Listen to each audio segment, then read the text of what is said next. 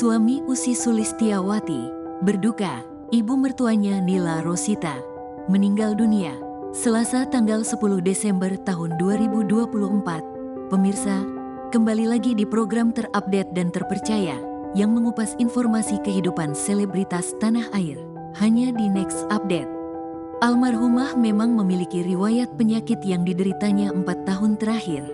Andika menjelaskan bahwa almarhumah menghembuskan napas terakhirnya di rumah sakit sekitar pukul 5.15 WIB. Nila Rosita dimakamkan di TPU Jeruk Purut, Jakarta Selatan. Andika ikut memakamkan ibu mertuanya.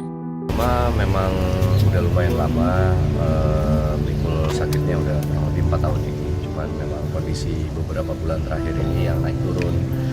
Jadi sempat masuk keluar rumah sakit udah beberapa kali, dan yang terakhir ini memang sebelum beliau wafat ada di rumah sakit karena kondisinya memang kembali lagi nggak stabil gitu karena penyakit ginjal yang udah lama dialami. Tadi pagi sekitar jam 5.15 karena yang nemenin di sana kebetulan bapak sama ada salah satu perawat dari sama orang rumah, ada 3 orang yang nemenin. Dari pagi posisinya semua masih di rumah. Saya juga pas kebetulan lagi mau olahraga, mau sih benar-benar pas mau berangkat tiba-tiba dapat telepon harus ke rumah sakit karena kondisinya tiba-tiba drop. Gak lama kemudian pas kita di jalan dikabarin mama udah wafat. Kenangan apa sih Bang? Wah, banyak banget ya, bisa dibilang itu ibu kedua saya ya gitu, terutama buat Usi, pasti Usi yang lebih terpukul karena ibunya yang paling dia sayang. Usi kebetulan anak satu-satunya perempuan di rumah dan dekat banget sama mama, kurang lebih sifatnya mirip sama mama dan banyak hal yang diturunkan dari mama ke Usi gitu. Kalau kenangan ya banyak banget. Contohnya di rumah ini dulu saya lamaran juga di rumah ini, jadi segala sudutnya punya cerita gitu bareng sama mama. Ada pesan-pesannya tadi kan mungkin dari anak-anak maupun cucu-cucu dari. Nah, waktu beliau kemarin kembali sadar itu, waktu sempat bisa diajak ngobrol itu dia nggak minta apa-apa, cuman minta dibawa pulang sebenarnya. Dan dokter pun juga sudah memberi wacana, oke, boleh deh rawat jalan, tapi benar-benar harus dipantau beberapa hari sekali, harus kembali ke rumah sakit. Beberapa hari ini Usi juga udah nyiapin salah satu kamar di rumah ini untuk ditempatkan buat mama gitu, plus dengan perawat udah dipikirin tempat tidurnya apa segala macem, dibersih-bersihin apa segala macem. Ternyata ya takdir bilang berbeda. Kalau pesannya sih itu aja, dia nggak mau dimakamin jauh-jauh dari adiknya Usi yang kebetulan 1,5 tahun yang lalu meninggal.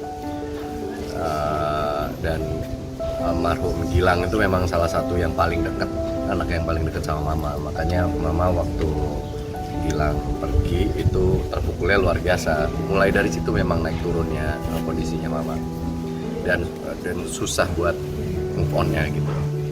Karena mungkin beliau ngerasa sebagai orang tua, kenapa nggak saya dulu gitu, kenapa harus anak saya dulu yang diambil dan lain-lain. Makanya pesannya cuma itu doang. Pas beliau lagi sadar tuh, kalau tiba-tiba mama meninggal, mama nggak pengen jauh-jauh dari Gilang. Makanya karena tadi kita ngecek di TPU-nya kondisinya tidak memungkinkan bersebelahan, jadi kita tanya mungkin nggak kalau misalnya dijadiin satu gitu, bapak yang pengen gitu, dan ternyata dibutuhnya di tempat yang jauh banget sama. Saya juga kondisi Usi sendiri sangat rapuh, apalagi ketinggalan. Ya, Usi lumayan dekat sama mama, dan menurut pengakuan Usi dulu zaman dia gadis, syuting yang nganterin mama terus, kuliah yang antar jemput mama gitu. Pokoknya memang semenjak saya berhubungan sama Usi aja, saya bisa ngelihat kedekatan antara mama sama Usi ya. Bang Andika sendiri dekat dengan almarhum masakin atau ngomong. Oh iya, salah satu keahlian beliau yang kita nggak mungkin lupa sebagai anak-anaknya adalah kemampuan beliau di dapur ya. Usi itu bisa masak karena mama gitu. Semua semua resep-resep di rumah yang sampai hari ini kita makan sehari-hari itu banyak kan juga dikeluarkan dari mami. Tadi terpukul. Oh iya ya, Umi dia nyebutnya. Memang rata-rata emang dekat sama nenek-nenek, dan mereka kan ngikutin juga perjalanan dari omanya sehat, bisa mangku-mangku mereka, gendong-gendong mereka jalan bareng sampai akhirnya Uminya udah mulai sakit, udah mulai punya keterbatasan dan lain-lain. Anak-anak menyaksikan semua prosesnya, jadi waktu dikabari juga mereka shock. Sakitnya sendiri mungkin udah keluar masuk rumah sakit kan? Udah beberapa kali sih, udah 4 tahun belakangan ini. Memang kategorinya emang sudah lumayan parah gitu, butuh penanganan khusus lagi gitu. Cuman kami sekeluarga bersyukurnya Umi punya kekuatan fisik dan kekuatan mental buat mikul itu selama 4 tahun gitu. Orang dengan penyakit sama banyak yang nggak selama itu bertahan, kemampuan bertahannya gitu. Tapi dengan Umi bertahan 4 tahun demi orang-orang di sekitarnya, saya rasa itu sebuah kekuatan yang luar biasa. Sikap sosok mama sendiri seperti apa sih di mata Mas Dika? Ya itu ibu kedua saya ya, semenjak saya ngerantau, semenjak saya berhubungan dengan Usi, saya anggap dia ibu kedua saya di sini. Dia yang jadi panutan buat saya juga, selain ibu saya yang ada di Malang, karena kami kan posisi berjauhan. Jadi ada apapun ya kadang-kadang kita melibatkan mama untuk setiap keputusan yang kita ambil gitu. Nggak jarang dulu kita sharing tentang apa yang kita hadapi dan ngikutin saran-saran beliau gitu sebagai orang tua. Saya menghormati dia sebagai ibu saya, sama-sama seperti ibu saya yang ada di Malang. Mama meninggal di usia berapa? Ntar saya gitu ya. Kelahiran tahun 56. Oh, 6? 68. Ya, 68 kurang lebih ya. Bulan Juni kemarin 68. Itu posisinya sedang di mana saat di kebatan? Di rumah sakit. Memang sudah sebulan ini masuk rumah sakit. Mas Adi kan saat itu lagi di mana? Pas Saya di rumah. Jadi memang yang intens nemenin Umi di rumah sakit itu bapak. Karena memang beliau nggak bisa jauh-jauh dari bapak. Sementara kami anak-anaknya hanya sesekali untuk memutuskan menginap di sana karena kebetulan kami juga punya anak-anak yang harus kita urus. Jadinya setiap hari biasanya Usi nyempetin hampir seharian di sana buat menginap.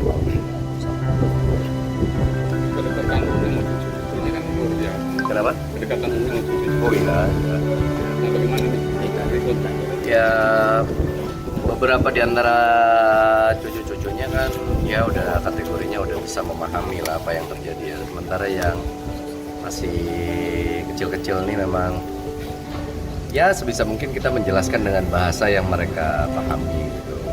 Kayak saya nih contohnya ngasih tahu ke anak saya, ya Umi udah gak sakit lagi, Umi udah justru jauh lebih happy, Umi punya rumah barunya di surga, dia bisa ketemu sama Allah, bisa ketemu sama keluarga yang udah mendahului kita lebih lama dan lain-lain. Nanti suatu saat semua berubah. Sempat ada planning mau liburan juga nggak sih? Tadinya iya, tapi kita belum obrolin matengnya gimana. Cuman planningnya memang sudah ada. Cuman ya keputusan mengenai itu kayaknya nggak pas buat dibicarain sekarang. Udah. Ada Terima kasih Bang Andika. Terima kasih ya. Doa.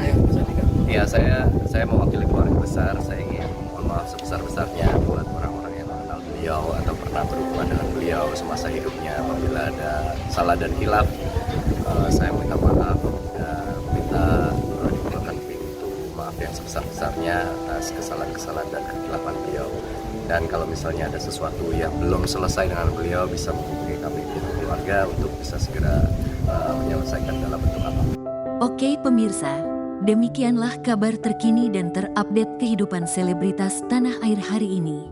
Terus saksikan next update hanya di channel YouTube Nexira Entertainment.